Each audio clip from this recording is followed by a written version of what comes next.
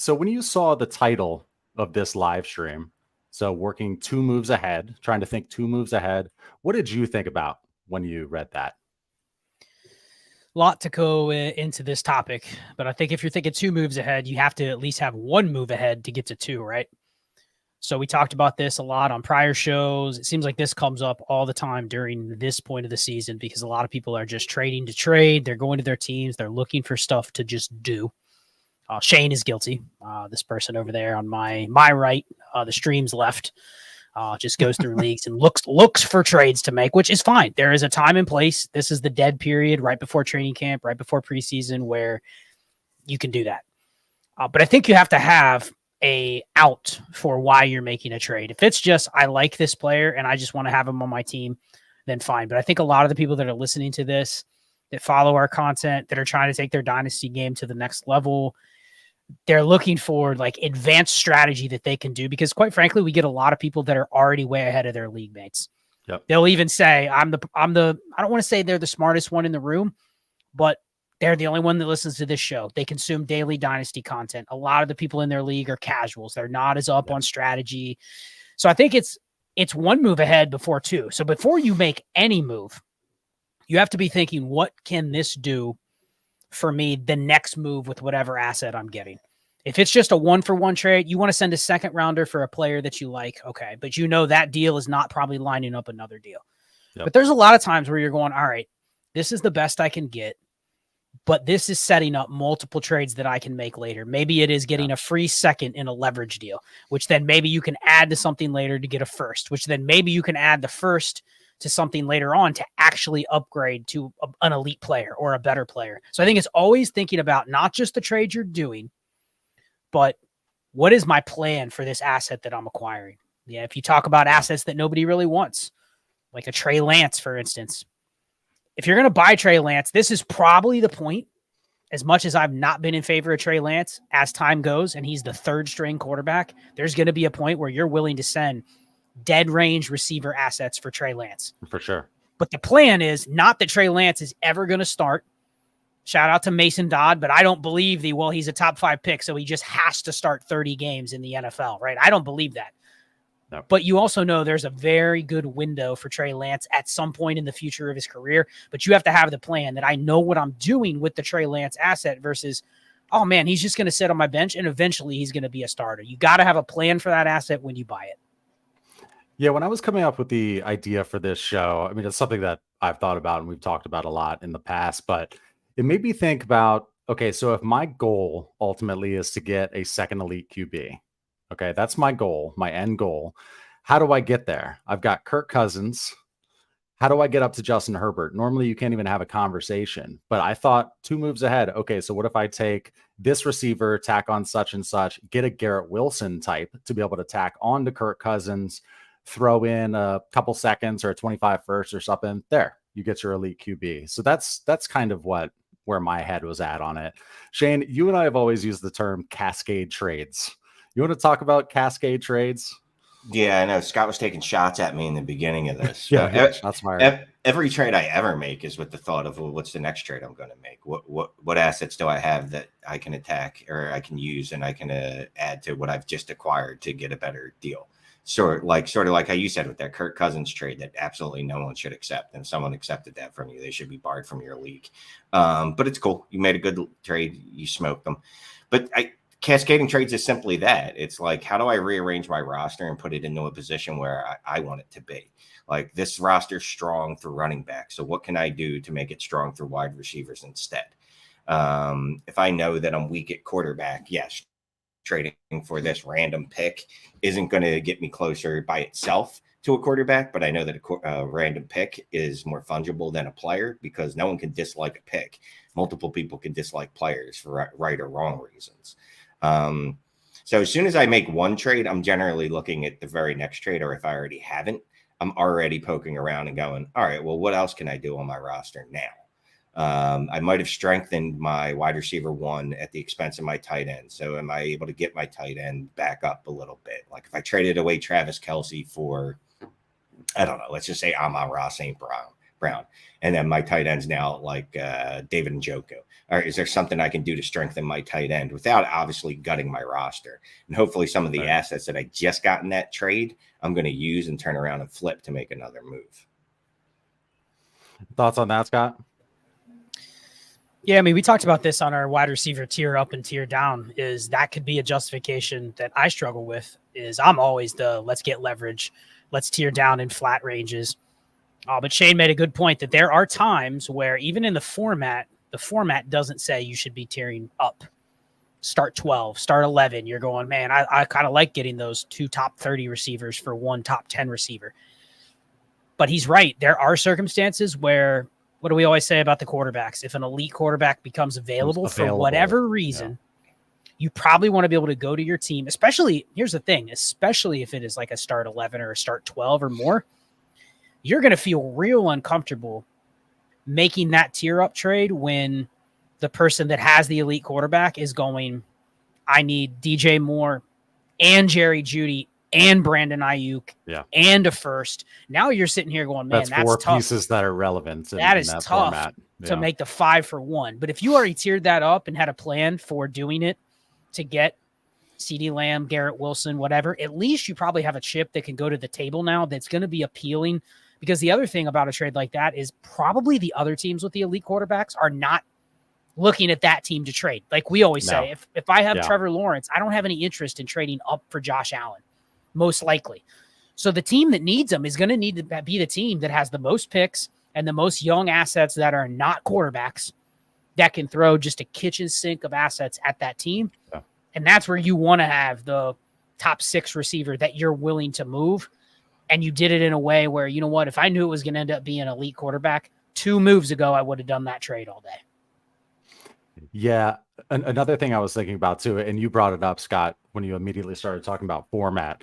That's something that once I get in, once I'm having my active moments in Sleeper and firing out offers, I always first just go into the settings and check the format.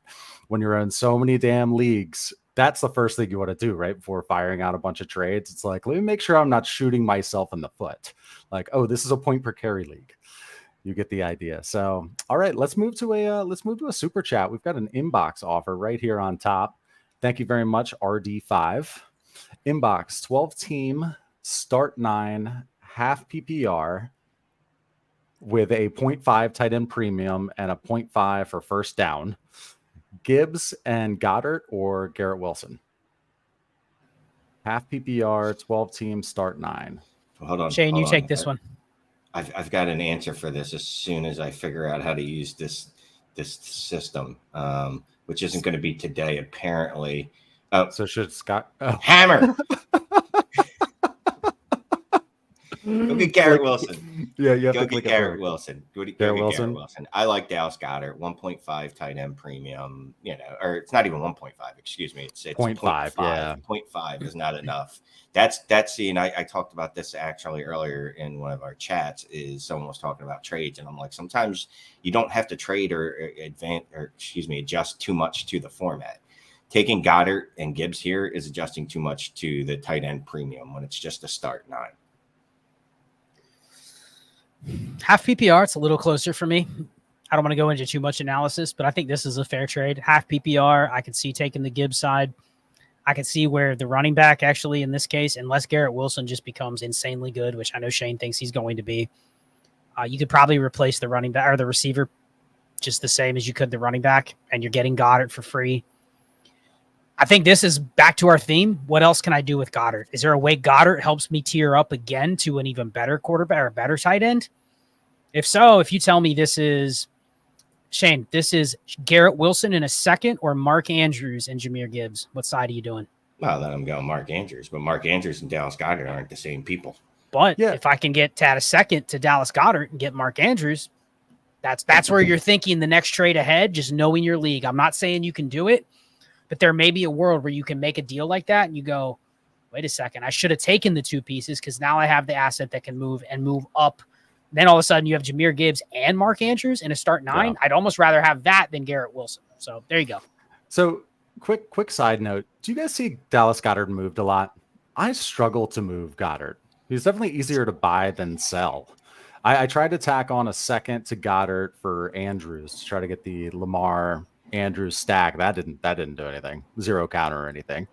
It's probably a first, I guess, huh? But do you see Goddard moved at all?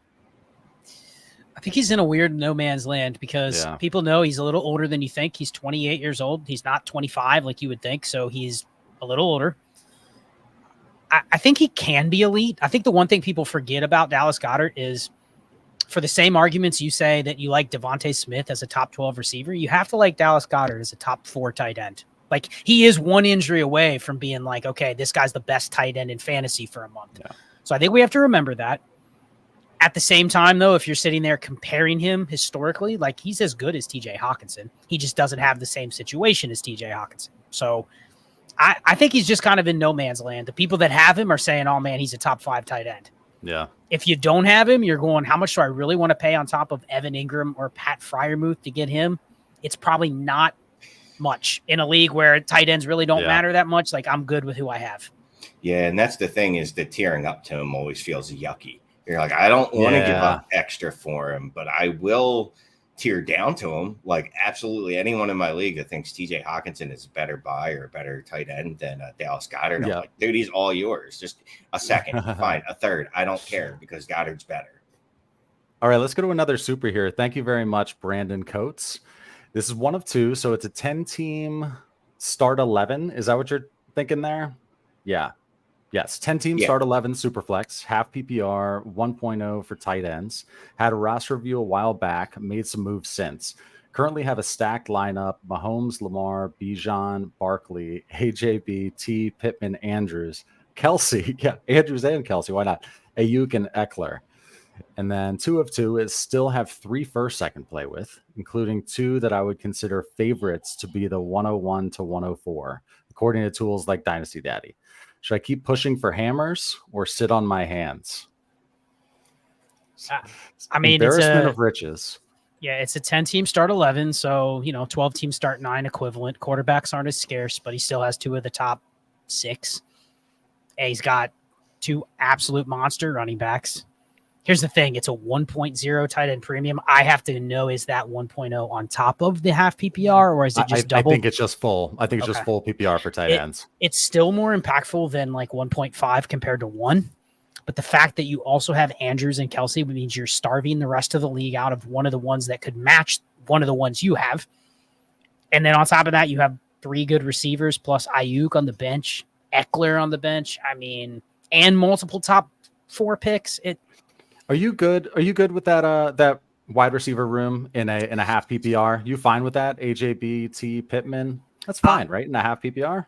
Honestly, I'm fine with it. The way I would play, I have hit in the medical world what we call basically like maximal healing level. You can't get any better. That's where he's at. So like, I'm not interested in tearing up a receiver. I'll let Shane answer, because I guarantee he's like, how can we get a better receiver?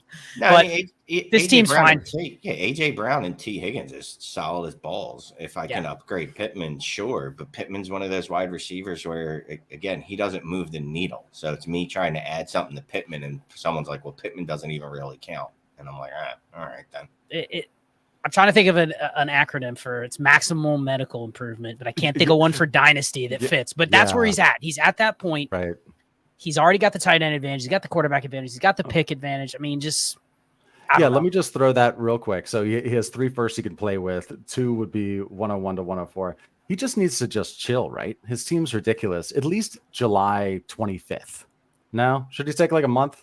Take a little break? No, you never stop. Go back to the roster for me. Oh crap! Of course, I just unstarred. Well, okay. So just I remember the players. I can name the whole roster. So me too. Either of you, go ahead. Lamar, Mahomes, Bijan, Saquon Barkley, Travis Kelsey, Mark Andrews, Ayuk, T Higgins, Michael Pittman, AJ Brown, and Austin Eckler. Sure. With 3 firsts, 2 in the top 4. All right. If you want to try to get another top 8 wide receiver, fucking go for it. But that's one of those, like, I just want to show off how big my dick is, like, because I can do it. You know what I mean? And that's not a church story. Right. But I'd be okay with making a move to get better, because I'm always looking to improve. Yeah, and a half PPR, I think I would be fine with that wide receiver room. Yeah, Eckler, Saquon, and Bijan. Come on, man. That's not Outta bad. here. That's not bad. Not bad. Okay, here's another trade, and then I'm gonna think of a 2 moves ahead question. Okay, Derek, thank you for the super chat. 1 of 2. It's a 12-team super flex start 10. Quarterbacks are Hurts, Kyler. Running back Swift. End of list. Wide receivers Amon-Ra, London, Burks, Pickens. Tight end Pitts. Rookie draft is coming. Have the 101, 102, 103, 108. Says he's going Bijan and A-Rich. The 103 trade was made agreeing not to take a QB there. Nice. Is Gibbs still always the play over JSN, even if you don't think you're quite ready to compete yet and aren't confident you could deal Gibbs? So he traded for the 103, promising he will not take another QB. I take it. Yeah, a little bit of that in the background. So he promised not to take Gibbs, right? Here's the thing. Promise not to take a QB. He promised not to take a third QB, which I'm fine getting Richardson and Bijan. This team perfectly needs both of those players. And 103, can I trade 103 for a good receiver? Can I trade 103 for Chris Olave? Shane, does that make you smile? Look, you should be trying to trade 103 for a legit. Look, we love picks, right? We always talk about that. We love picks, but you should be using picks to get established players that are still under the age of like 25. AJ Brown, Chris Olave, Garrett Wilson. What else can I add to it? Here, you want fucking Burks and Pickens and the 103? Give me AJ Brown. Give me Garrett Wilson. Give me Chris Olave. I'll ask for something back too. Maybe some backup running backs because I want them on my roster. And go to the guy you promised not to take QB and tell him you're going to take another QB. No. Listen, you got to be. I'll say this. Someone, I forgot. I saw this somewhere. Maybe it was someone DM'd us. It was a long ass DM, so I didn't read the whole thing. But basically, they're like, "Oh, someone in a league promised not to do something." Wait. Scott sent me this message, but like basically, like someone in the league promised another dude he wasn't going to do something. And look, you shouldn't make those promises, but I'm a man of my word. If I put it out there and I've that's collusion at that point. But if I've colluded, I'm going to follow through with the collusion and not make the pick not pick the player that I said I won't pick. Yeah. Okay. So I'm just going to throw this up from John here. He says, best night of the week. It is the best night of the week. We love our Tuesdays. Hammer time. You see the hammer on there?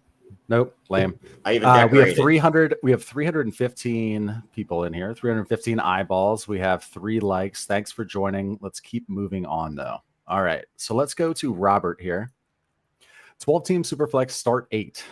Thoughts on what to do with running back? Okay, thoughts on what to do with running back? Mahomes, Burrow, Barkley, Connor. No other RBs. Jefferson, Chase, Keenan, Evans, Wandale, Gabe, Tony, Goddard, and no first. Okay, so it's start 8. Can we trade Wandale, Gabe, Tony for any similar valued running back? Also, it's start 8. I'm guessing the waiver wire's got some pretty good running backs on the waiver wire. So we're gonna go pick them up and drop all the trash can wide receivers that you didn't list after Tony. Here's the reality in the start 8. He already has Patrick Mahomes, Joe Burrow, Justin Jefferson, Jamar Chase, and I guess throw Dallas Goddard in there. Like, would I love to upgrade? Yeah, but I'm guessing probably his league, if they're halfway intelligent, they're not going to go, hey, throw me that Dallas Goddard and some late picks and Gabe Davis and Kadarius Toney and Wandale Robinson, and I'll just throw you a top 20 receiver. Like, that's probably not happening. But I actually think you can just take the field with your 4 hammers in this league and just play Keenan Allen and Mike Evans and James Conner and Dallas Goddard and probably be fine. So it's not the end of the world. Yeah. The fact you have literally 4 of the top 10 dynasty assets or top 12 dynasty assets, you're going to be okay. Indeed. Okay, so let's move to this one. It was just a strategy question. Where did it go? Okay, weird question that always gets Shane first. So this is from Shimmy. We'll go with. So weird question. Can you talk on training camp hype and how to use that for making moves? When is it too early to send out a trade or too late? Definitely want other owners to hear the news too before firing. Literally that day. I mean, I'm assuming if you're a degenerate like Scott and Clay, Like as soon as training camp news starts popping off, people are sharing that tweet in your chats, in your league rooms, all that good stuff. I forget who was popping off this week. Was it Justin Ross or was that last week? Doesn't matter. As soon as it happens, if you have a trash can like that on your roster, freaking, you should be trying to make a move immediately to see if you can capitalize on it. Yeah, I mean, I'm somebody that obviously plays in a lot of leagues, so when I see stuff like that, and we're in a ton of chats, we're in a ton of different platforms. I mean, Discord, Slack, GroupMe, Twitter. There's a couple others that I found on my phone that I'm going, wow, like I didn't really know I still had this one installed, but I do. Yeah. But you see people talking about it. You see people mentioning names. You see people posting tweets. So you know, if you're just spending hours and hours and hours on your phone like we are all day, like you see the buzz on a certain player, you see 3 different chats in a span of an hour will post the same tweet talking up this player. That's in the back of your mind. You're sitting there thinking, you know what? I got 8 shares of that guy because he was a 4th round pick or whatever. Can I go get a 3rd? Can I go shed a couple shares? Like that? That's literally how I play it.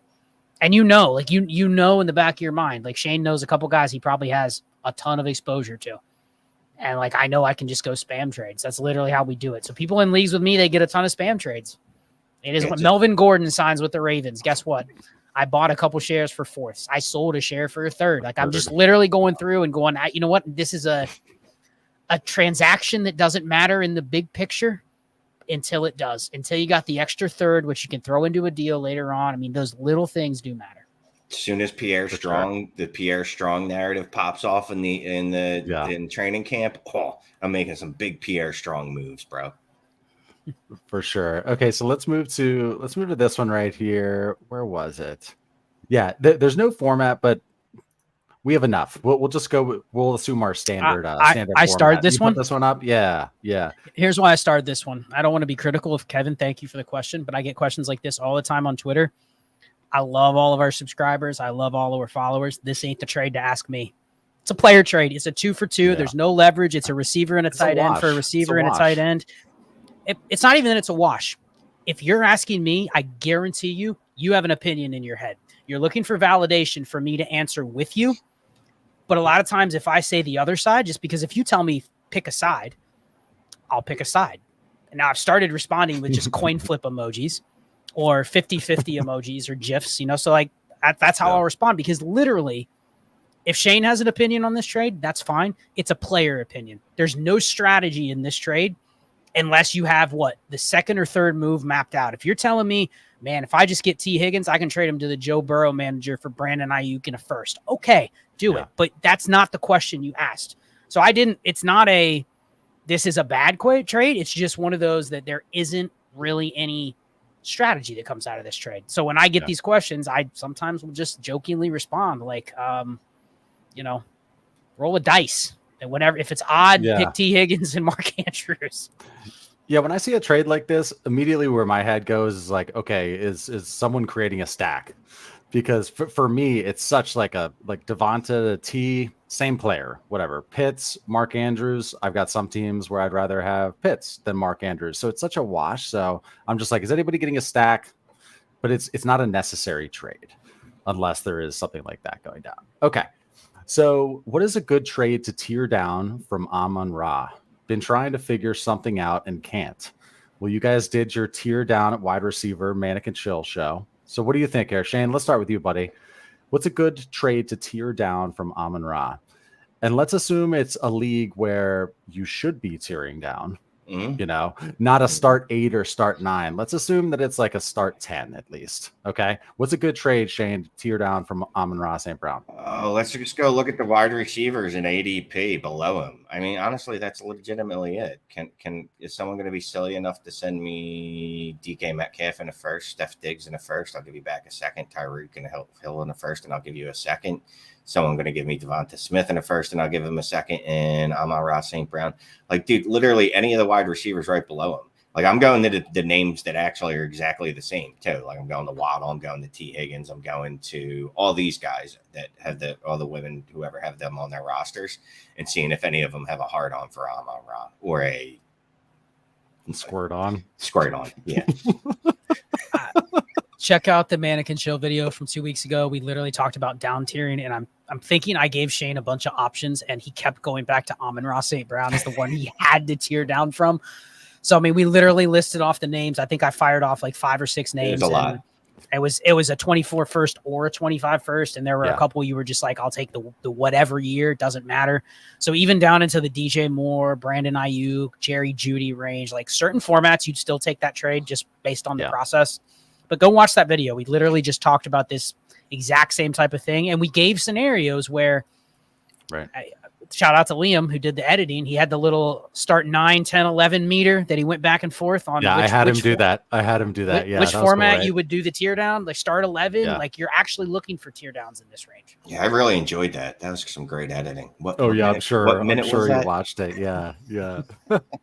Okay, let's keep on rolling here. This is from Brandon. Did he just send it? Okay. Yeah, it's a follow-up question. I guess he threw another super in. Well, thank you very much, Brandon. Follow-up question, 10 teams start 11, etc. Have an offer out to Justin Jefferson manager where I give AJB and a mid 24 first, the one I think is the least valuable of his 3. Too much or okay in this format? I mean, the format's what's making me not want to do it. I don't know how many firsts you have. I think it's one of my least valuable of my top of my 3. I don't start 11. This is too much. I'm not doing it. It's a 10 team, so it's actually pretty shallow. I would be fine doing it, but again, here's my only pushback. Do you need to do it? His team is already absolutely filthy. So yeah, if you want to get greedy and get another top 15 asset, then fine. But I don't think you have to do this to win. You're already like literally, that's back to the MMI example. You're already there. You're already at like the 40% range. And this is a shout out to Adiko from like 2021. He literally posted those numbers that you almost cannot build a team with more than a 40% chance of winning the title. Shy of you just getting every player in the league. Like even if you have the best team by wherever you're looking at, keep trade cut, dynasty daddy, whatever. Even if you have a team 40% chance right off the bat, even if you have a dope team. It's still a head-to-head game, and you still have to win 2 head-to-head matchups in the playoffs. And now we're getting into fantasy football where, let's face it, everyone, week 16 and 17 is a long way away. It can look great now, but you never know if that start 9, and this is a 10-team start 11, 12-team start 9 equivalent. You lose 1 or 2 studs, and all it takes is somebody else with a roster that's 80% as good as yours. They throw in a random player. He hits a spike week. You lose, and you go, well, how do I it's a little bit of a rant. We get a lot of roster reviews that look like this. Dude, my team's been so great. We had one the other day. I finished 2nd place 4 straight seasons. You look at the roster, it's disgusting. And then there's 2 other teams in the league that are insane. And he's going, well, I can't trade with those 2 teams. They won't trade with me. We all have literally half the players in Dynasty on our 3 rosters. Yeah. It's just trash everywhere else. None of those 3 will trade with each other because they don't want to make the other one better. So it's like, how can I make my team better? And it's almost like he made a trade today, by the way. You just have to get lucky, or you have to find the smallest of small edges to the point where we're going, okay, let's play this like underdog and just find some stacks and see if you can win. Right. So yeah, the littlest edges on a team like Brandon's. Yeah. Give me Justin Jefferson in that one, in that format. Why not? I'm passing. Why don't I just take 2 of those first and see if I can get another wide receiver to add to AJ Brown, like a Amon-Ra St. Brown, like a Jalen Waddle, like a Chris Olave, Garrett Wilson. And then I still have a first to play with once the season's in play. This is true. Anthony Shane, say this last name. Oh, it's Del Beanie. Okay. Del Beanie. Anthony, thank you for the super chat. I expected that to be way worse, Shane. No. I've the master of spelling, getting people's last names correct now. I keep getting messages on the what do you call that thing, on the Twitter or on the X about how well I've pronounced their last names. Okay, so Anthony, thank you for the super chat. It's a 12-team superflex start 9: Cousins, Carr, Stroud, Baker, CMC, Monty, Diggs, Adams, Waller, Michael Thomas, Juju, couple other trash cans. A-Chain is in there. Definitely one of the oldest teams in the league. What moves should I be making? Shane, you making paper airplanes Yeah, over there? yeah. You're like shuffling paper? You still use like actual tangible paper? No, so since we had Mason on that time and he was playing with a pen the whole time, like I kind of like playing with a pen while I'm doing this, and I just start scribbling nothing. But it makes me feel like important. So I scribble. Is Shane taking notes on the questions so he can be more accurate and attentive of what's being asked? I mean, so I got CMC, Diggs, Adams, and a lot of old and then a lot of like fluff stuff, right? Fluffers. So it's a good 7th place roster right here. Yeah, I mean, it's just to be obvious, I'm trying to move on from CMC and I'm trying to move on from Adams. Now I might be better served to wait until in season because I might get a better offer as long as I'm okay with taking the risk that if something happens to these guys, they're going to lose all value. He must not have a pick either. And he might have tried to buy a ship last year or something like that. Otherwise he would have listed his pick, right? So also assume that he does not have a first. Well, I mean, so here's what I would do with this team. It's in rough shape, and it's not in rough shape because it doesn't have any assets. It's in rough shape because it probably doesn't have a lot of young assets. It has very little flexibility, and this might be the 5th or 6th best team in the league as of right now.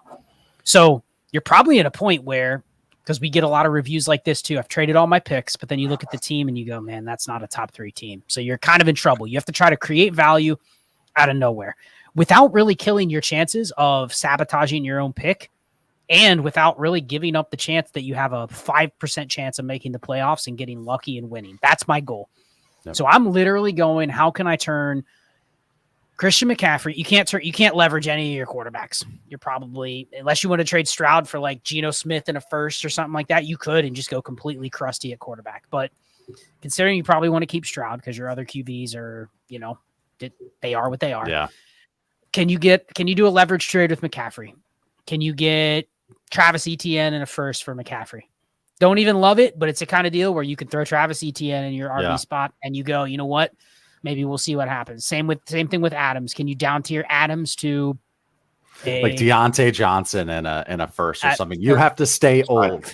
Perfect. Well, not even stay old. You have to stay viable in the range where you're not losing. Like you're not trading for Keenan Allen in a first. You're exactly.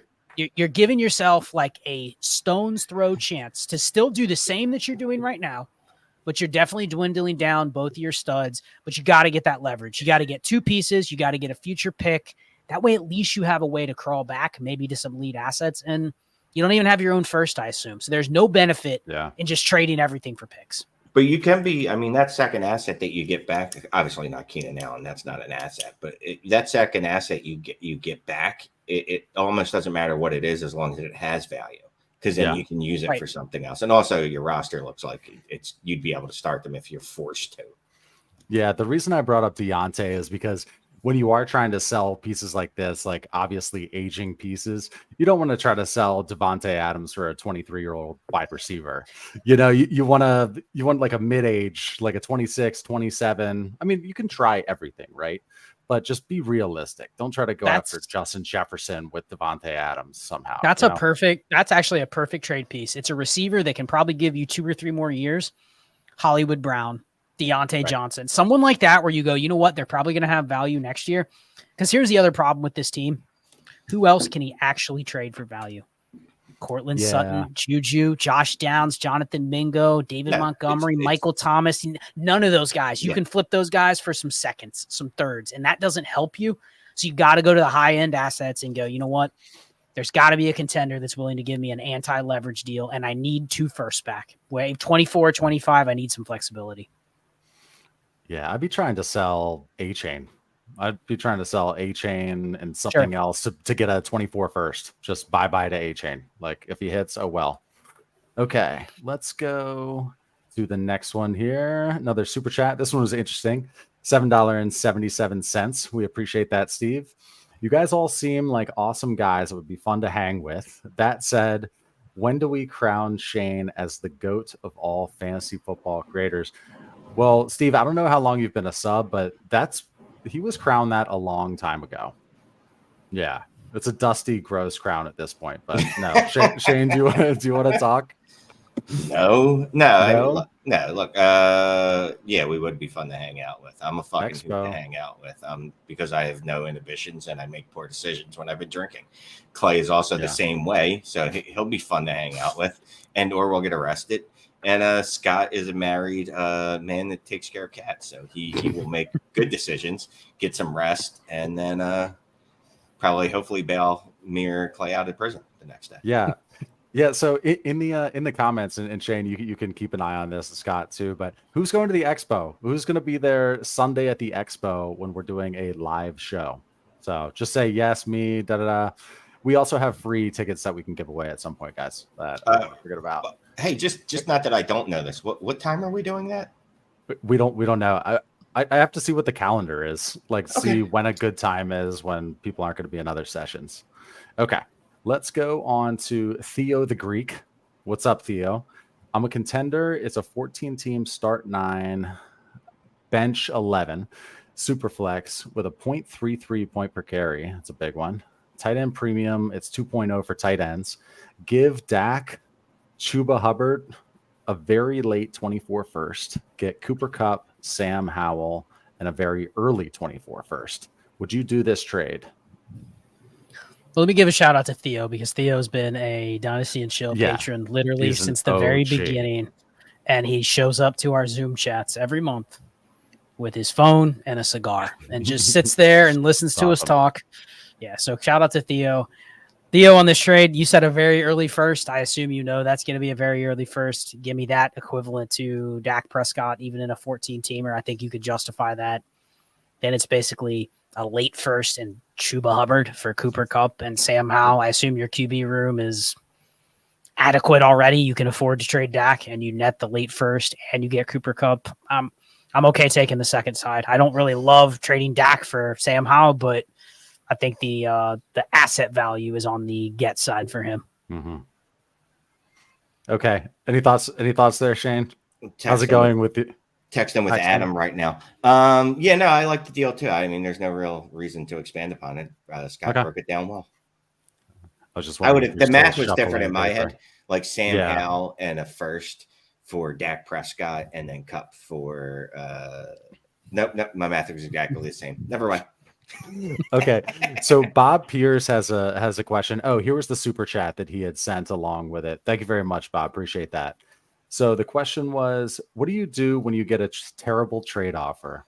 Shane, now focus here. This is prime Shane TikTok, Instagram stuff. All right, ready? Got this? What do you do when you get a terrible trade offer, Shane? Do you just reject, comment, and reject or counter? So, I mean, we've had this conversation before, right? Like, what's the most fun is rejecting and putting them on blast, going into the chat and being like, this chick's stupid. I don't even think she can read. She doesn't know anything about fantasy football. This dude is the worst fantasy football player I've ever played with. But in the end, what does that accomplish? What you should do, Pob, is start a podcast, right? Then start a patron channel. Then start a group me for that patronage. Then go make fun of those trade offers in that patronage that you know that these league members aren't in. But don't do it if the league member's in the patronage, because I've done that before by accident. It felt really bad. So don't do that because that's terrible. But no, honestly, what's most constructive? If someone's sending you a bad offer, they're telling you something right there. They don't know how to value players. So you need to take advantage of that and make a counter offer to them. Scott, you're gathering your breath. You got anything to say? No, I'm just saying, I mean, when I get these offers, there's a lot of times where you just decline them and you're just like, it's not even worth your time. But there was one the other day I sent, now this is getting really into the weeds, but I sent somebody, probably my last player in a best ball dynasty, for fab dollars, right? Just free a roster spot, get some free fab for the season. And of course they respond with a cheeky response, wouldn't even give you $1, right? Yeah. So I send $1 my fab for his worst player and then just basically hammer him, come on, you can accept that trade. You know what I mean? So you can throw it back at people sometimes when you can tell what they're trying to do, go right back at them with the other side. Maybe it's not the same player, but if they're trying to like lowball you on a certain type of player, you can go right back to the other side. Yeah. They're probably going to decline.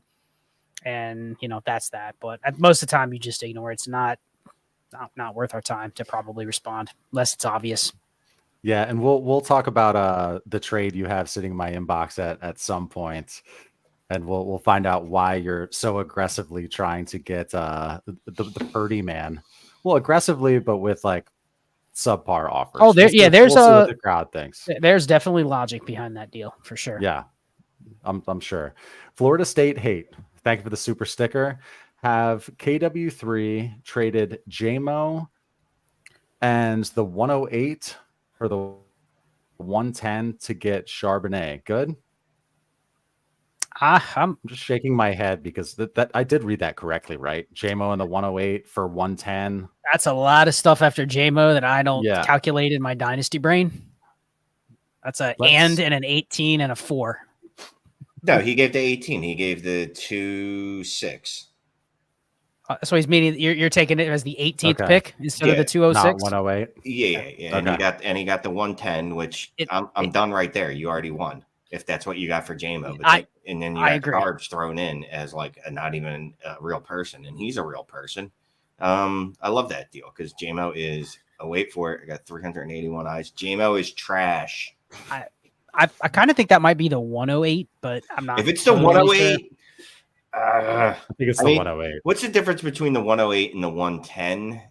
And it's a chance to move it to 24 to 24. Maybe if let's he say says it's the 18th pick. That. It's 18th pick in the chat. It's just hard to read it, but yeah. Then it's the 110 and Charbs. Good deal. Hey, I had one I wanted to bring in just real quick. So what about the always annoying? What do you want for? Oh, so I'm not an asshole. That's Rambo. What I've started to do is say an offer. That's what I want. I don't want to tell you what I want from you because I'm not here to help you. Just fleece me. And I'm an honest person. So when I speak, I'm generally going to tell you the fucking truth, even though I'd rather not. So now I've started to decide that the route I'm going is I'm just saying an offer. I'll give a shout out to Scott Stevens, another longtime Dynasty and Chill patron at FF Stockbroker. But his response is always a deal that when you get it, you'd have to drop everything to accept. And then that person doesn't say anything after that because that's not the kind of deal they want to send. But that's a good example of like, this is a deal where you would be excited to get it. Shane, you know that feeling when you get that trade offer when you're driving and you're like, oh my gosh, I got to accept this before it gets revoked because it's too good to be true. I would never look at my phone while I was driving. Yeah. Okay. Yeah. Okay. All right. Let's move to this one right here because I'm digging the avatar. I'm not sure what's going on there, but we need avatars, don't we? We have Warp Scott. Shane and I need one. I need an avatar. Yeah. Whoever can hook us up with like a cartoon. We have plenty of graphics people out there that are and AI generator could do it in like 2 seconds. Okay.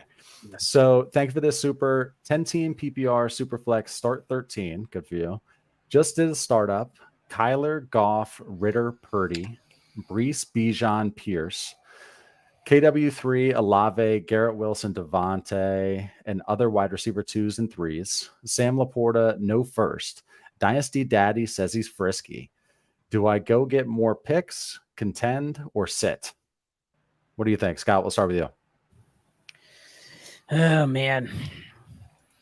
I think with this QB room, you probably kind of have to play I'll try to win just because I have some pieces that can help me win right now. I mean, I have some running backs that I don't want to waste a year out of, like Pierce and even Bijan's like rookie year. I don't want to just be like, oh, I'm not ready to win. And Wilson, Devontae Smith, Olave, like it's a good team.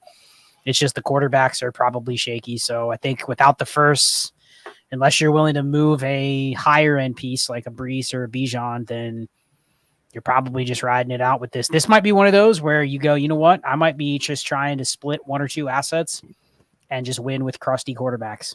Because with no first, like you really don't have a direction here unless you're willing to like, you can pivot off of maybe 2 of your pieces and split them. Because it is a start 13. I'd be fine doing that, but it's got to be some value that can eventually turn into a quarterback. I mean, all I really want to do is add a quarterback to this roster. And then I'm going to be like, my top 7 is better than your full fucking 13. So imagine when I just add the 6 trash cans to the bottom of this for the additional 30 points a week. But it's a start 13 though. And he really only has 7 or 8 startable players besides the quarterback. So it's like he almost has to create something somewhere. One, And two, he's 3, 4, 5. Give me Amon-Ra on that 7, team. Give me 8. Amon-Ra on that team to at least maximize the stack with Goff. Give but me how do you Amon-Ra. get Amon-Ra? Like Yeah, hopefully what do you give it up? very, very cheap. Yeah. So let's see. It's a I'd be start 13. I'd be trading Brees Hall. Because I can Brees. roll with Dameon Pierce, Ken Walker, and Bijan. If I can get 2 pieces for Brees Hall, if I can get like an Amon-Ra plus for Brees Hall or something like that, then I'm totally fine doing that. Yeah. Makes sense. Okay, let's move on. Thank you again for that super chat. Very generous. And yeah, somebody make us cool avatars. All right. Tristan Matthews. Interesting trade in my league. Mahomes for Wilson and Waddle. Guy who got Mahomes has Hurts, T-Law, Young, and Love. Russell Wilson and Jalen Waddle, Mahomes. I mean, I'm guessing it's Garrett Wilson. Yeah. We gotta. If it's Russell Wilson, then man, that's rough for the guy that got Russell Wilson and Jalen Waddle. I was asked, is his name Tommy Blair by chance? Who? Old Tommy Blair, the guy that made this trade. If anyone doesn't know Tommy Blair, he's been on the couple shows this summer talking about how his goal in leagues to defeat the portfolio players are to acquire 5 of the top 10 elite quarterbacks. And he figures the theory is if you can do it, you literally alter the league's market at quarterback forever. And you just sit on them. I mean, Shane would listen to this and his eyes would just bleed because it's like, do you really want to carry those 4 quarterbacks in one league, Shane? Probably not. I just looked him up here. I mean, that's cutting your nose off to spite your face. Like that's one of those where, hey, look, if I go on the whatever Dynasty site I go on to, my GM score is a kabillion, but somehow I can't win the fucking title because I'm starting Jerry Jeudy and Michael Pittman at wide receiver when I have a Cadillac that I could easily trade for, a Pinto, Super Pinto. Super Pinto. I love you, Shane. I thought this was the perfect time to put up I love you, Shane. I wonder who favorited that comment. Not me. Okay, so here's the super chat attached to the I love you, Shane. Thank you very much. I get Hurts, Dalvin, and a 24-second for Diggs, Amon-Ra, and Jimmy G. Got a free second and a Dalvin Cook for free. Nice job. Fuck are we talking about? Yes. Yeah. Yes. Smash that. All day. Yeah. You see, that's where you're tearing down from Jalen Hurts to Jimmy G. Like, just don't do that. It doesn't matter how many pieces are on that. He'll chime in and say it's 1 QB. It's 1 Start QB. 8. No, Yeah. Oh, you're so right. You're so right on that. Yeah. We're assuming just what? Superflex start 10. Like, if you don't, what do we say? Right? When you DM me and you don't tell me specifics, I automatically go to, all right, you're playing in the settings I'm playing in. With PPC, tiered PPR and shit. Yeah. If you're not, oh, well, you should have told me. Yep. Yeah. That's funny. All right. Let's keep going here. We've got, let's go to Penrose. Thank you very much for this super chat. We have 407 people in here. Yeah, very cool avatar. I clicked on that too. 407 people, 409 people in here. That's awesome. Thank you for joining. It's kick ass. Hit that like if you haven't already, please. All right, let's go to this super 12 team start 10 startup. Unique scoring favors QB Warp. Came out of the draft with A-Rich, Bryce, Stroud, 6 extra 24 firsts, 7 extra seconds, a bunch of thirds, plus 2 extra 25 firsts and seconds. I will get Caleb with my first. Did I go too far? Laugh, love you guys. Something like that. Yeah. Didn't go too far. This would be a wicked fun league to have all these assets and be able to play around. You're going to have to build a entire roster, but if you're a savvy trader, you're going to have a ton of assets to work with. I like what you're doing, especially if you get Caleb Williams. You can go to the league and basically say, like, okay, I'm the quarterback bank here. You know what I need to do. I'm willing to trade a quarterback or two, but I got to turn it into a, very, very specific type of deal. So I like what he did. This will be really fun to do. Yeah, for sure. And definitely stay in touch on roster review type stuff too. Like this is a great candidate to like get in early on a roster review, to come up with a plan for all this shit. You blew it up. Now you got to make sure you execute on it, right? That was a random pitch for roster reviews, but roster review at dynastytradesand5.com if you're interested. Okay, Let's move off of this. I think, right? Let's- Did we give him enough? He gave us $20 here. Did we give him enough of an answer here? I mean, I think he nailed it. He says the quarterbacks are heavy and warp. So like he has put it this way.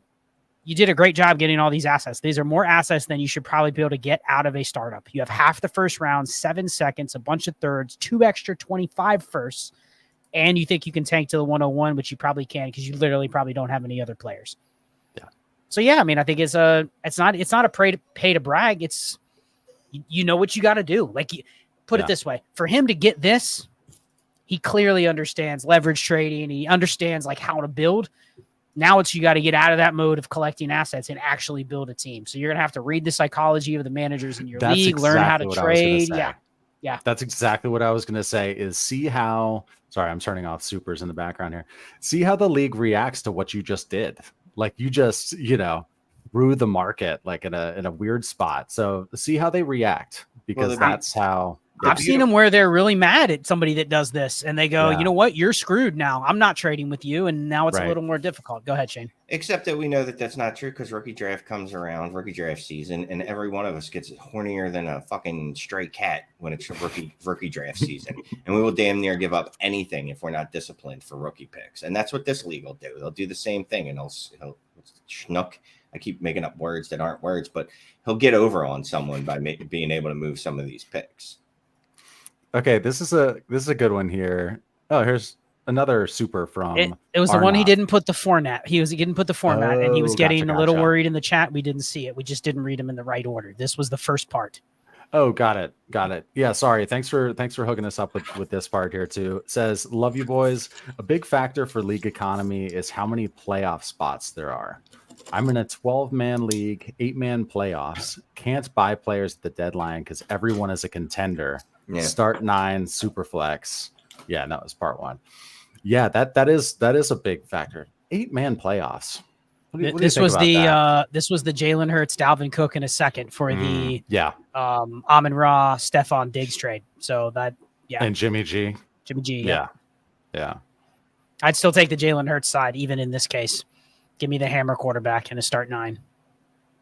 Yeah, all day. This is Jalen Hurts. This isn't even close. You got Jalen Hurts for basically free. I don't care if you gave up Diggs and Devontae Adams for him, and Jimmy G was for what was the other piece? Yeah, you hammer that. Hammer time. I nailed it. I got it. Okay, checked out for a minute. Not Tommy. Yes, Garrett Wilson.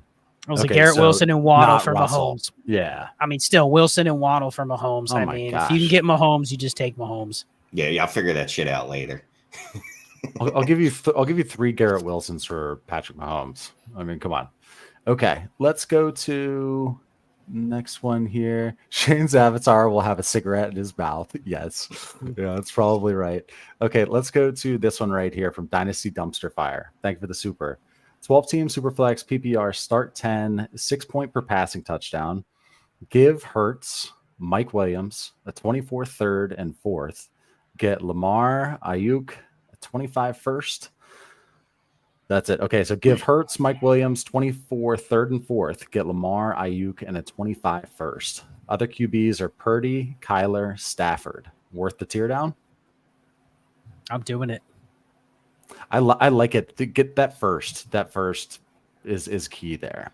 Makes me comfortable. Makes me comfortable enough to move off of Hurts. What do you think, Shane?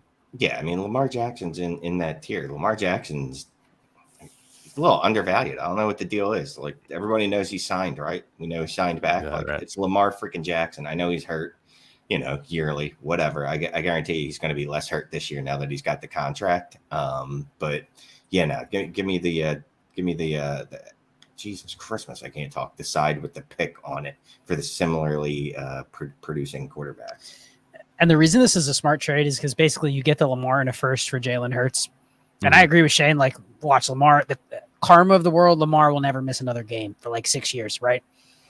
But you churn Mike Williams and just some throw-ins for a better asset receiver. So that's the creative one. And I bet you it took the Mike Williams on the other side to make the other person feel like, yeah, at least I'm getting a guy I can start in a start 10. But really, you just tiered up an asset that they're going in two different directions. Yeah, I mean, you got Brandon Ayuk too. Is just a throw-in, really, when the dude was wide receiver 15 or whatever last year. And he's probably starting Brock Purdy this year. So he literally created another stack on probably his last flex. So great trade. Really good process trade there. Yeah, absolutely. And that's what you do when you're going to trade Mahomes. Have Lamar on the others. Or I'm sorry, when you're going to trade Hurts, have Lamar on the other side of that trade. There you go. Don't tear down too much. I mean, honestly, anyone that has Jalen Hurts or Lamar Jackson in your league, whichever, I don't even care. Just go offer him straight up for the other dude and just see if you can get a second back. Worst going to happen is no, but you get extra value out of it. Unless, of course, you're a portfolio player and you have 90% of Jalen of one already, and you don't want to expand upon that. JCap. Speaking of Ravens, we got the logo there. Maybe this person lives nearby me. JCap 1030. Thank you for the super chat. 12-team Superflex start 13. Good for you. PPR 1.5 tight end premium. Quarterbacks Allen. QB is Allen. Running back Kamara, ETN randoms. Wide receivers Hollywood Debo, Terry McLaurin. Tight end is Schultz and Knox. Have 324 first, 2 seconds as well. And okay, this is number one, and then there is a 2 of 2, I guess. Sorry, I see the 3 of 3. Shane, do you see it? Can you just put it up on the screen? No, this was 1 of 1 right here. Brand new to Dynasty. Did my first startup, unfortunately, before discovered our show. Didn't have a process. And then he put this one up here. That's his team. Third one, he has an inbox offer. Right. He is giving Alvin Kamara an elite first and a third. He's getting Zach Charbonnet, Jordan Addison, and Keontae Ingram. What do you think about that, Shane? You like Charbonnet over Kamara at this point? I do. So then it's what, a late first? Late first for Addison. I'd be okay with that. If it's late 13, was it? Yeah, I'm okay with it. I'm not enamored with it. I'd probably see what else I could get for just Kamara and the pick straight up. Can we do Kamara in a second for Jordan Addison? I'd like that's that too much. That's too much, right? No, I'm not giving up the first. I don't care in that case. I'd take Addison because the way my direction on my team is going. Give me Addison for Kamara in a second. I'm good with that. That's what I'd try as a counter. I guess this is a way of just getting out of Kamara. You know, and that's fine. It's in a deep format. So, okay, we will unstar those. Okay, let's see what this is. I see wife in here. So JN, thank you for the super chat. Y'all are so good. I can only brag about my Dynasty Trades in 5 teachings with my wife. Got her to sub, by the way. Thank you. I can't let my league know about you. Sorry, I just can't. Hey, no, that's awesome. There's a 2 of 2 here. Anyways, question. Can you break down all the elements to consider first before stacking QBs and pass catchers? For example, should we project T-Law as a better stack QB versus Lamar? I guess passing volume wise, is that what he's getting at? That last part there? Okay. I'll try to keep this short because we could do a whole show on this. Maybe we will. Never know. Mannequin Chill. But when you're looking at stacking, I think sometimes it's a little bit of a misnomer in terms of like, how do you creatively stack in your format? If you're talking like let's just go a little deeper. Let's go 12 teams, start 12. There's going to be offenses where you go, okay, the Vikings can probably support 3 receivers. The Bengals can probably support 3 receivers. And that's where you can get creative because you know that 11th or 12th spot, guess what? You can probably start, Zay Jones maybe in the 12th spot if you have Trevor Lawrence. I'm not saying that's player specifically, but you could look at a scenario where you go, that's the type of offense that if I have to throw somebody in. You know who you're going to want to go to over other players, right? You're going to be looking for high volume offenses, good quarterbacks, right. Like that. Those are the receivers 3s and 4s you're going to be searching for. And that's where the little edge can come from stacking. Is it really an edge to stack Josh Allen and Stephon Diggs or Joe Burrow and Jamar Chase? Like, yeah, if you're going for like the super hammer upside weeks, yeah. But those aren't just like little edges that you can grind. That's probably a big trade. So maybe it didn't answer his question, but I think the best place to stack is ranges where it's the fringe of your roster. You know you're going to be picking in a very subjective range in who you're going to start. So like if you're streaming tight ends, what do we always say? If you don't have a good tight end, might as well stack your tight ends. Yeah, right. So like if you have Josh Allen and Justin Herbert and you don't have good tight ends, just go get Dawson Knox and get Gerald Everett. You have to start somebody. I'd rather start them than Irv Smith or Hayden Hurst. You know what I mean? Like just give me that little extra upside. So, and there's a lot of stacking articles. I'd recommend Googling just like DFS stacking or best ball stacking and just read through some of the principles about where the highest correlations are within like the ADP. There's a lot of good research out there. No, there definitely is. I'll tell you, those who get into the weeds on those like algorithms and the math behind the stacking and stuff and just the data, it just makes my head like hurt. I could look at YouTube data, but when I see stuff like that, I'm like, oh, okay. Christopher, thank you for the super chat. 10 teams start 10 super flex, 1.5 tight end premium. We have Hurts, Watson. That's the first Deshaun Watson tonight. Will Levi's for you, Shane. AJB, Amon-Ra, St. Brown, Judy Burks, Jameson Williams, Madison, Pacheco, Dylan, Dulcich, Everett. There we go for tight ends. 2 late 24 firsts. How do I set myself up to dominate?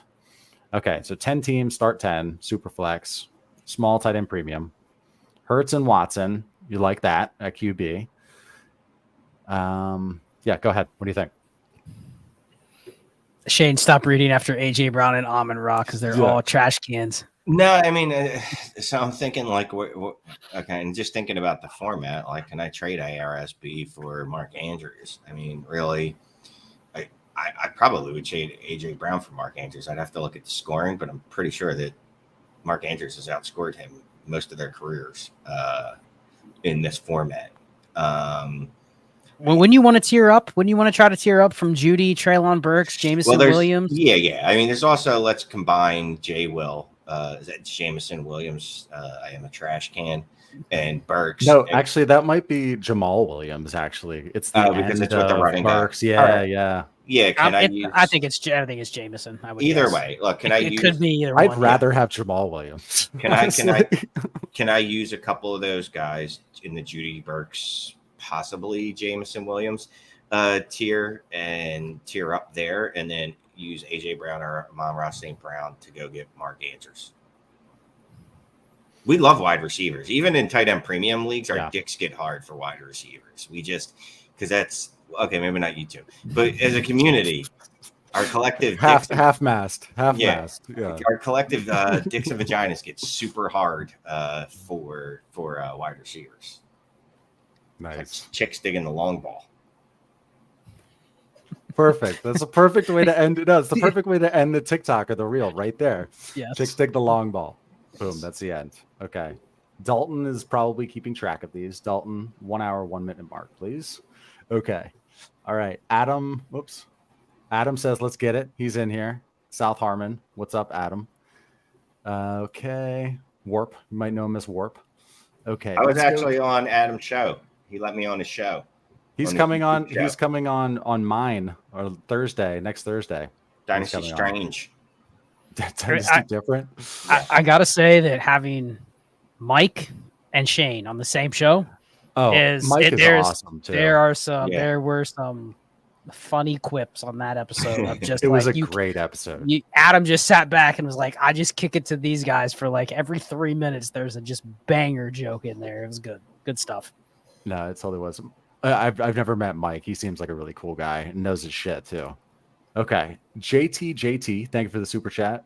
Carr, Godwin, and a mid to late 25 first for Dak and Keenan Allen. It's a 12-team start 10, half PPR. QB room is only Daniel Jones and Carr, so trying to start slowly tiering up. Shane, if this was Kirk Cousins, you would say no because you're getting the same dude.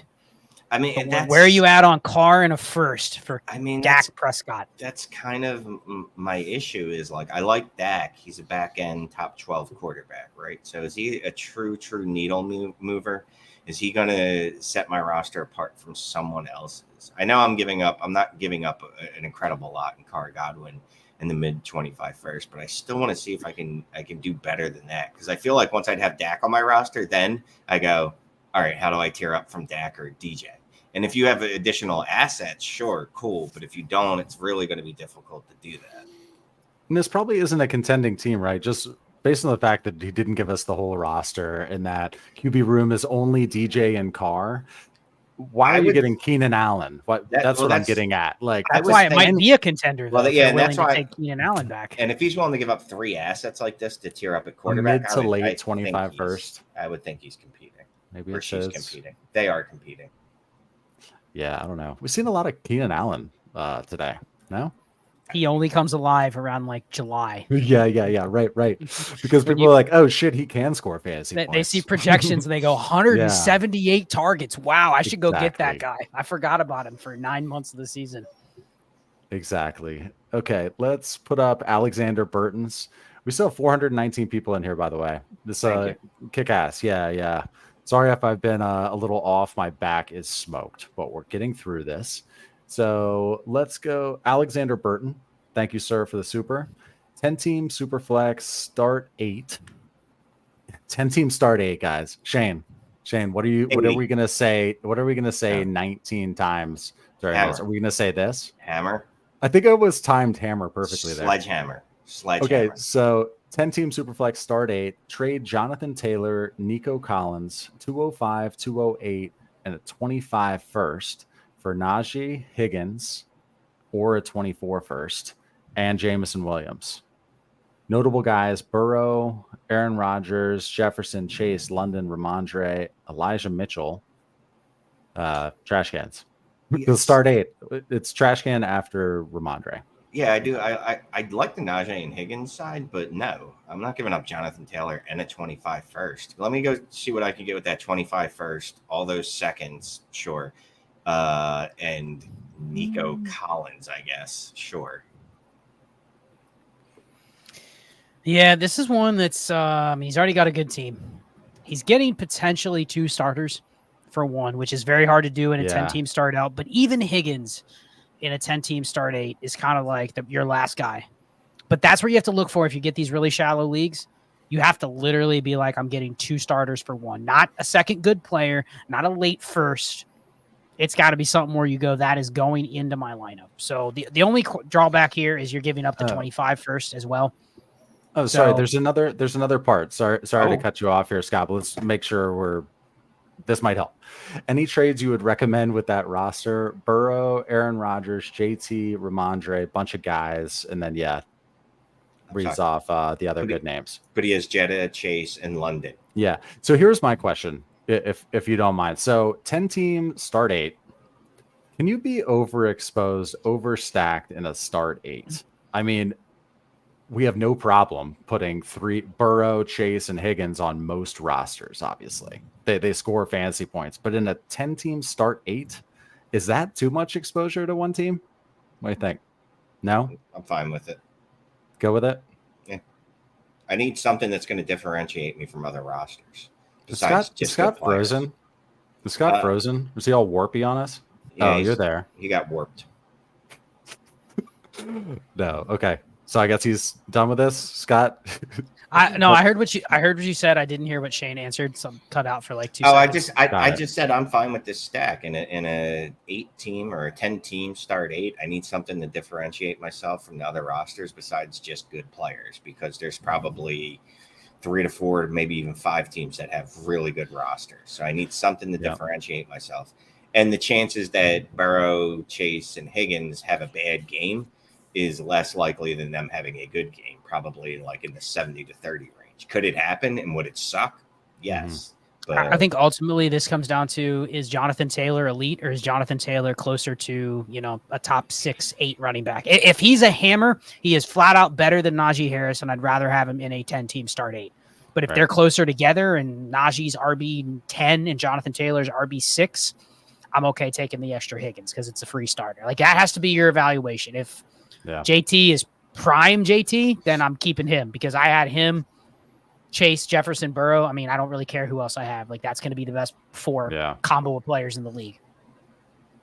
Tristan, thank you for the super chat. So 1 of 3, 12-team Superflex start 10 PPR, and this will be just one of you guys taking this one.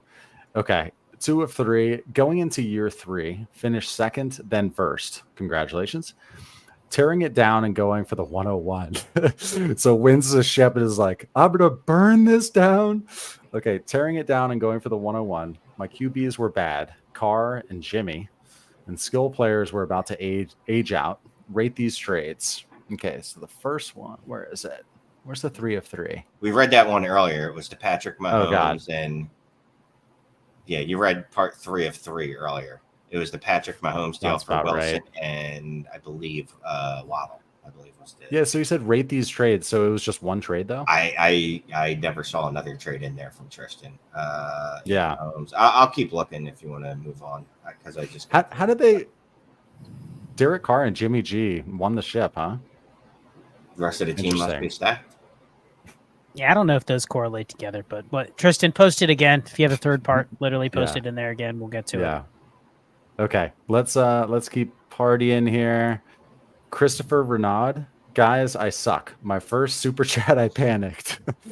It's a tight end 0.5 premium, and it was Javante, not Jameson. Still stick with the Andrews plan? Okay. Let's see. So I'm trying to remember the plan. Do you remember the plan? I just need to get started with it. Premium, it was Javante. We unstarted, Jameson. so Yeah, we unstarted. Was that the one that had the weird numbers in it? I have another place where I can go. No, that wasn't the weird number guy. No. All right. We'll find it. We'll find it. Yeah, Okay. come back. It's hard. If we come back to these super chats, we have to go through them and push them out once we do them. So if you have a follow up, just put it in the chat. Tristan did post his follow up in there. So throw that there we up go. there. Okay, Carr for a 24 first. Good with it. Okay. Diggs for Pittman and a 24 first. Good with it. Absolutely. Eckler, Cup, and Kittle for Sanders, Olave, and a 24 first. Good if we can flip Sanders. I'm good with that. Sanders, Olave, and a 24 first. Yeah, you won. Yeah. I don't know. The only reason I would say yes, Clay, is he's clearly just blowing his team up. Yeah, I know. He's like tearing down like Diggs. He has a really small window to get this type of deal. You're you right. can't mess around and be like, oh, and I'm going to squeeze more of that Austin It's Eckler. all at because once, here you though? go.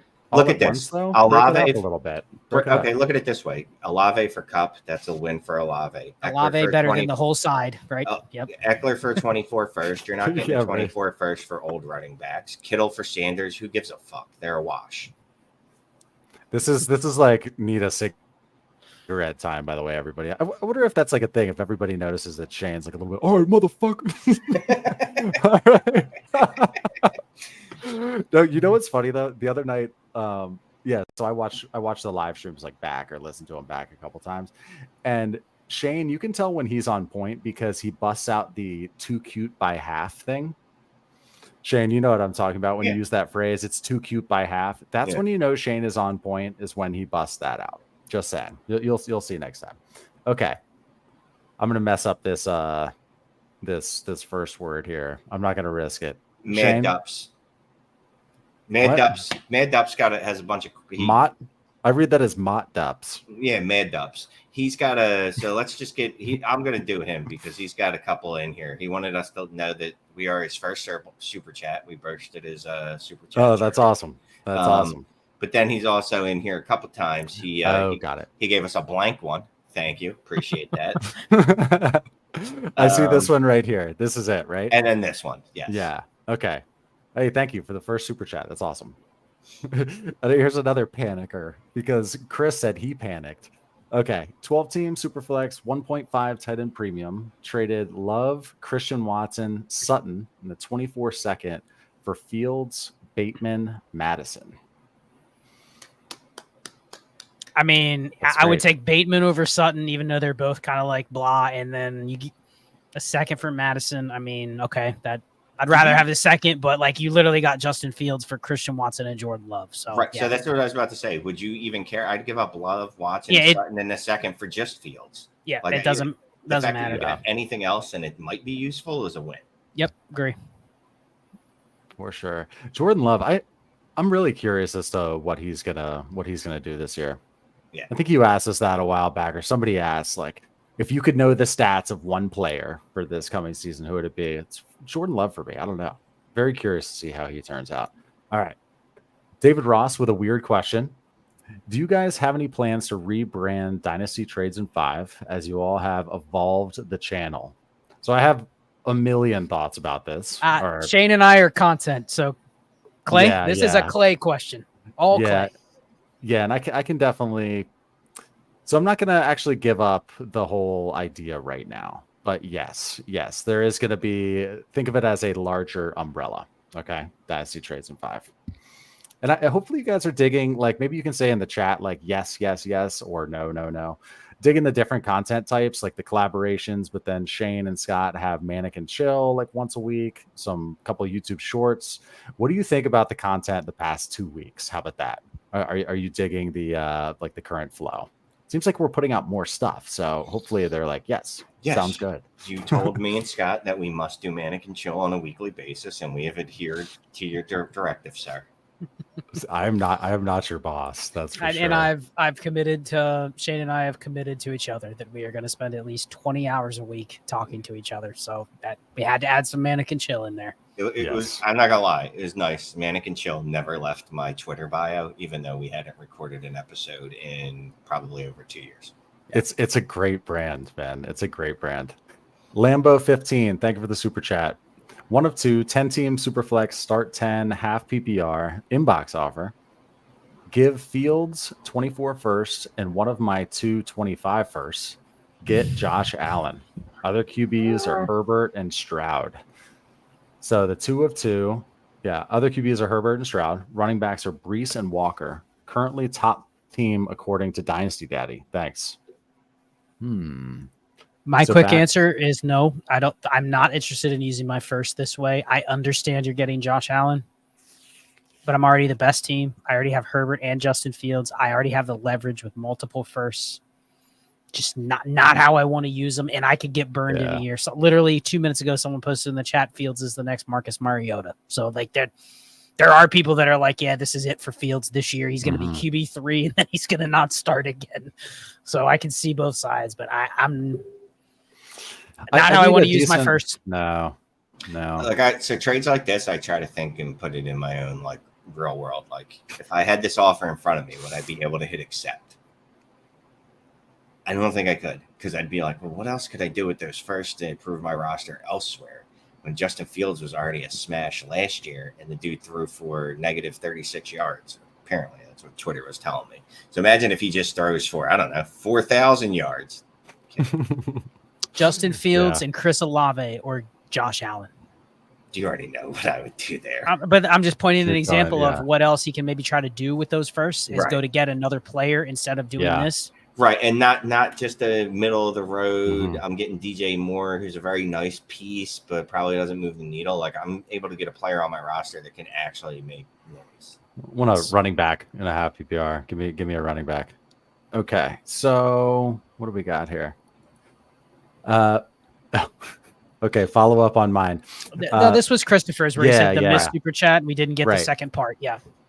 So and this is Hurts, Watson, Levis, AJB, Amon-Ra St. Brown, Judy, Burks, Javante, Madison, Pacheco, Dylan, Dulcich, Everett, and a couple 24 firsts. And what was the idea to get?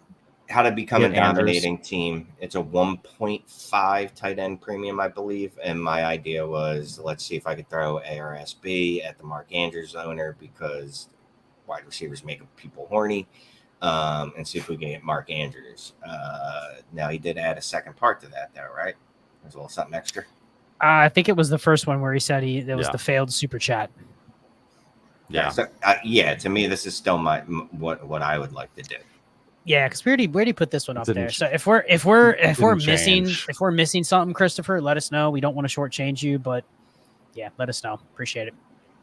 Yeah, it likely didn't change anything. It being Javonte Williams, the idea if we were wanting to go for a quarterback like Mark Andrews specifically, that wouldn't make the difference in the recommendation likely. Okay, let's go to this one here. This was like a stray. We did get a question from JT though, so hopefully, thank you again. This might be an extra one, but appreciate the tip. It's a coffee for Shane tomorrow. Okay, let's go to this one, Mr. Martinez. Thank you for the super. 14-team, 2 QB. Yikes. Tight end premium. QBs, Bryce Young, Sam Howell, Brock Purdy, Mac Ritter.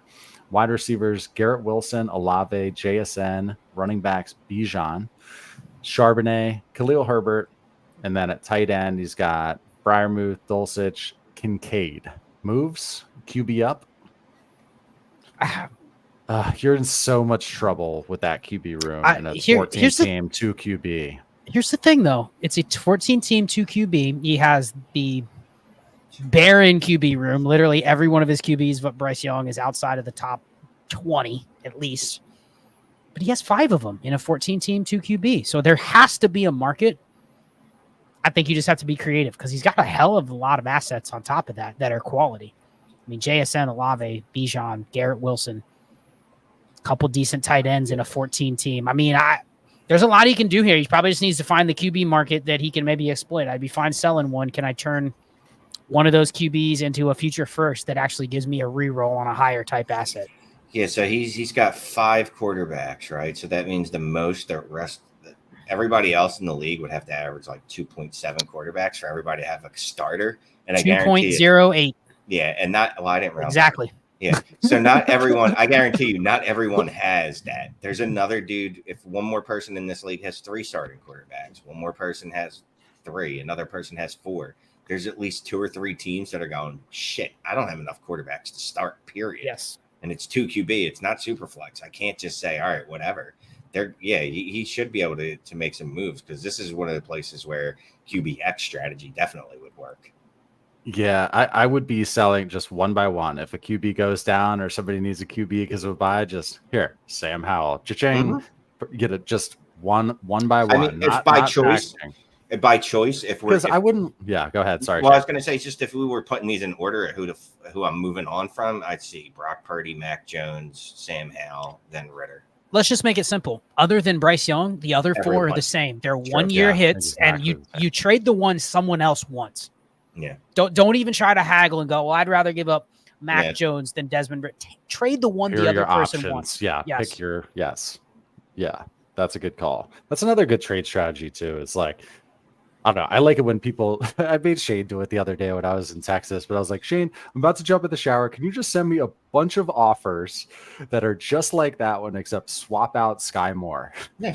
Like instead of Sky Moore, he fired off like 4 or 5 offers and I found one in there that I liked. I think that's an efficient way of trading too. Well, let me just make a quick comment on that. That is one of the biggest mistakes I see in Dynasty is people take their rosters. They do exactly what we see on this show. They list out everything that they like. Then they go to all the shit that's outside of that and try to trade that. And a lot of times the best deals are in that range of where you're like, you know what? I really don't want to trade that receiver, but I got Mike Williams hanging out on my bench. If I can get enough for that receiver, I can at least put Mike Williams into that last starting spot. But I made the trade because someone else was willing to pay up for the Brandon Ayuk share, right? You don't want to trade him. You'd much rather trade Mike Williams, but they say, I'll give you a 3rd for Mike Williams. And you're like, I'll give you a 1st and a 2nd for Brandon Ayuk. Like that's where you say, give me the value and then I'll slide the player in. So you got to trade from where other people want. You can't just try to peddle your shit. No, people don't want your shit. That's like garage sales. Nobody's buying that shit. There's a reason you drive past them at 5 o'clock at night and it's still full on their lawn. I shop from the car. I look for what they're selling from the car. That's it. It's like, oh, they have a one of those old style like push lawnmowers that's like just metal, like it's just push powered. Like there's no, like Edward Scissorhands shit. I don't want that. Get out of here. I like this comment from Steve Kalina. Regarding bad trade offers, new to Dynasty, guy offered me a 24 4th for my A-chain. Instead of putting him on blast, tried to help him with valuations. I mean, it's good to try to make the league better and make Dynasty players better, but if somebody sends you something like that, they do not help that person. Clay, do you like when people try to educate you on Dynasty in the DMs? Yeah, that person shouldn't be allowed to breed. If it's offering you a 24 4th for A-chain. Shane, you say way worse. Let's be honest. I say much, much worse. Usually not on air. I've said much worse things today to family members. But I'm fine with explaining it to someone, right? But I'm going to explain it to you once. And then if you do it again, well, then clearly you're trolling me and I'm done trying to help you. But so this is where you go to their team and you go, who is on his team is slightly lower than A-chain and send your 4th. Yeah. And that's one of those how you counter the trash trades, because this is so egregious that you go, I'll have a fourth, and I don't care if he doesn't like, you know what I mean? That's the trade you go, okay, he has Tank Bigsby. Okay, someone took, let me trade a fourth for Tank Bigsby. And he'll go, what are you doing? You know what I mean? Like, that's how you get back on those trash trades. No, that's good. Okay, so we have one more super chat, then just a couple other questions here. We still have 430 people in here on a Tuesday. Next Tuesday, be on this stream. We don't have guests on our Tuesday live streams, but we do next Tuesday because we have Pat Fitzmaurice from Fantasy Pros and Betting Pros next Tuesday. It's going to be a big show. Yeah, he seems like a really good dude too, and one of Shane's boys. So super pumped about that. Tyler, thank you for the super chat. 1 of 2, 12 team, half PPR, 1 QB, start 8, top heavy league, as they tend to be. Traded Chase, K-Walk, Waller for AJB, Amon-Ra, Mark Andrews, a late 25 first, and Lance. Thoughts? So that's 1 of 2. Sorry. Let's do that first. Let's do that first, and then I'll read the second part. See, the thing, usually in a start 8, I'm like, oh, give me the one singular best asset. But Ken Walker and Waller, like the upgrade from them to Amon-Ra and Mark Andrews is so significant, and the down tier from Chase to AJB is not even remotely that. And you get a 25 first for funsies. And hey, here's a Trey Lance in his super flex. Nope, 1 QB, whatever. 1 QB, fine. It's another thing. I'm just assuming the rest of his roster must have been able to absorb these players. Like, I don't want to look at his roster and then be like, yeah, but now you're sitting T. Higgins so that you can start Amon-Ra. Like, yeah, you have Mark Andrews, but now you're sitting Kyle Pitts. So as long as that isn't it, I think I'm good with it. And unless, of course, he's going to make further moves. Yeah, and how about I just read the second part, or Scott, do you want to chime in before I do that? No, you can read the second part. That's fine. So would you move Pitts, AJ Brown? He does have Pitts. Yeah. Would you move Pitts, AJ Brown, Josh Jacobs, and a late 25 first for Bijan and Brees? Ooh, sexy. That'll make a move down there a little bit, Shane, right? So you got again. Yeah, go ahead. So now he has Amon-Ra, Mark Andrews, and a first. And then he adds Bijan and Brees Hall to that. I think I would do it just with the 2 trades together. And it's crazy because he's trading away AJ Brown, Kyle Pitts, and Jamar Chase, but he's getting back potentially 5 hammers. PPR. Oh, and I told him to make the Chase deal. I told him in DM, so it's good that I still agree with it. Yeah. I mean, what's the cumulative here? It's Chase, Kenneth Walker, Darren Waller, Josh Jacobs for Amon-Ra St. Brown, Mark Andrews, Bryce and Bijan and Brees Hall, and the late first. So it's like a 4 for 5. And honestly, every asset in the deal, every asset he's getting is probably even startable in a start. Good with it. Good with it. Yep. For sure. Yeah, for sure. What a sexy trade too. That'll get the league all fired up. See big ones like that. Okay. We have a 1 of 2 for, and if it's fine. Grotch Rocket DM'd me. He DM'd me his warp chart and said, "This is this Grotch Stain is my sleeper name. League is the Madden curse." But I told him I don't see a second part. I did DM him back on Twitter, but I don't see a second part. So just go. Yeah, just whatever. I'm just not going to read it. No, let's read it. Okay, I mean, we'll see how incomplete it is. But big play and big game bonuses. Started Hurts, Burrow, Eckler, Taya, Gino, Mixon, Connor. Has 7 picks in round 11 and 13 and 2 extra firsts and seconds. So, yeah, that's Taya. Can somebody make that I'm guessing joke? Is it a weird way of saying Javonte Williams? He's saying Tay. Oh, Tay. It's just a weird spot for him too because he's in between the Although good players. He did throw a quarterback I'm in going between. T Higgins. Would you say Teheh? Like in Dumb and Dumber? Who was the Notre Dame? Manti Te'o. That's what I was thinking. I was thinking it's Manti Te'o. So this is what he has thus far. I mean, I'm trying to piece this together without the second part. He's got obviously a stacked quarterback room already. Eckler, Geno Smith as a third QB. James Conner and Joe Mixon. It is a point per carry, and it is a start 12, so I can see why he went a little running back heavy. Looking at the warp chart, he DM'd us. We can't really share it in here, but the wide receivers are far below the running backs. pretty much all the way through. The only thing I would say is because he has those picks in 11 through 13, you're probably going to want to try to hit either maybe trade up because you want to get. Here's the misnomer with Warp, and shout out to Adam. Our Mind Warp series is coming out in a week, so we'll maybe talk about that next week. But you want to still get your receivers within the range that you're targeting. So in his case, the Warp chart that he has, he still wants to get his receivers like inside the top 36-ish. You just don't need the top tier guys necessarily. You're punting receiver, but you're not totally punting. You don't want to be starting like Josh Palmer and KJ Osborne. You still want to get some guys that can score, but like here, can you get Keenan Allen? Like that type of asset you're fine with here, and you don't really care if they expire. So that's what I'd recommend. Like you got to get some good receivers, but otherwise he's built this team really nicely for the format. So good job.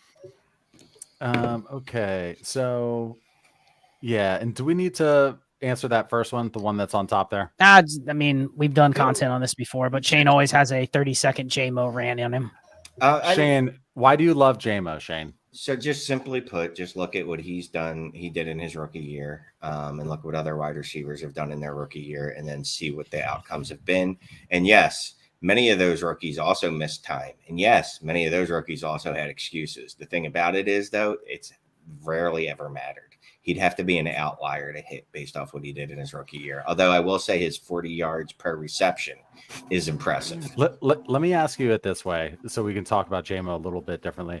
What type of player, let's assume he's like stays healthy for a whole season, obviously not even this season yet, but how many receptions is he going to get? How many targets? What kind of guy is he going to be? Just a big play guy, not a big target heavy dude, right? So unless it's a really deep league, he's not going to be relevant. Well, let me just answer it this way because I think this is a good parallel. Before his suspension, he was wide receiver 19, coming off a 0 as a rookie. Now, I get it, the excuses, the injury coming off the ACL. He actually would have been better off probably just not even playing because then you could have excused the entire season. Yeah. Correlate it to Elijah Moore. I was out on Elijah Moore until he's like wide receiver 50, and then there was a point in like June where you're like, okay, you could justify buying him back. So I don't even think I'm out on Jamison Williams. I'm out on Jamison Williams as a top 20 receiver. He's not that anymore.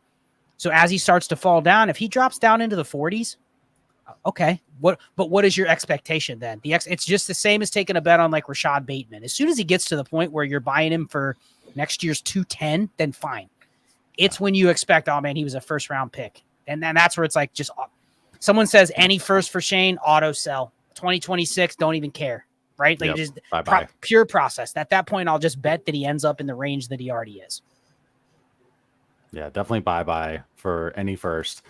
Brandon L. Any plans for 10K subs? I have a plan for 10K subs. Do you guys have anything in your mind? Do you know we have 2 more listener leagues that we have to launch, by the way? Whoopsies. I hope thinking you forgot about those. No, so we're going to have to, Shane doesn't like to co-manage. Maybe Shane can be on his own, and then Scott, you and I co-manage. Live startup at the expo. Ooh, sexy. Oh, you show up to this expo. That's what our plan is. Hopefully, in 3 weeks, we hit 10K subs. And if we do, I don't know, maybe we'll do a show live at the expo.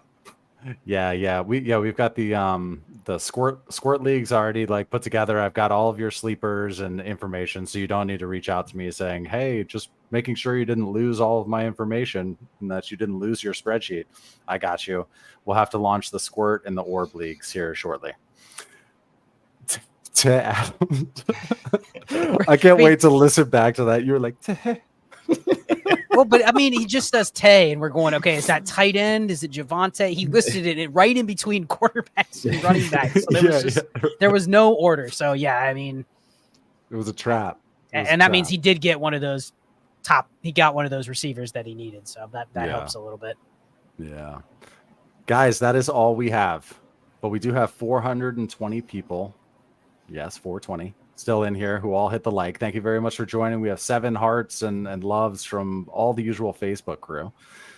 Thank you so much for joining, guys. We have, I guess Thursday. Thursday I'll be over on Dynasty Dummies at 9:30 Eastern on their YouTube channel. If you're around and want to say hi. You guys want to say bye to the crowd tonight, though? Our tribe, our people. No, it was awesome seeing some of the names in the chat that haven't been here for a little bit. Football Yeah. season's definitely starting to kick up around. It's funny. Scott Fishbowl feels like it's the unofficial kickoff, right? For a lot of people. Now the Expo kind of feels like that too. Like that's the like, oh shit, get your ass in gear. We're back. So really, really appreciate it. Everybody's checking in. Thank you as always. Yeah, I mean, you can tell the numbers have ramped up the last week or two in terms of people are coming back to football. Not that a lot of people watching this ever went away, but we're starting to get back into, all right, yeah, I'm in Dynasty. I need to go check my leagues. You know, maybe I should start consuming some content of what I should be ready for the season. So appreciate everybody. Love the Tuesday nights, and next week should be a banger. It will be a banger. All right, take it easy. Ending the broadcast. Later.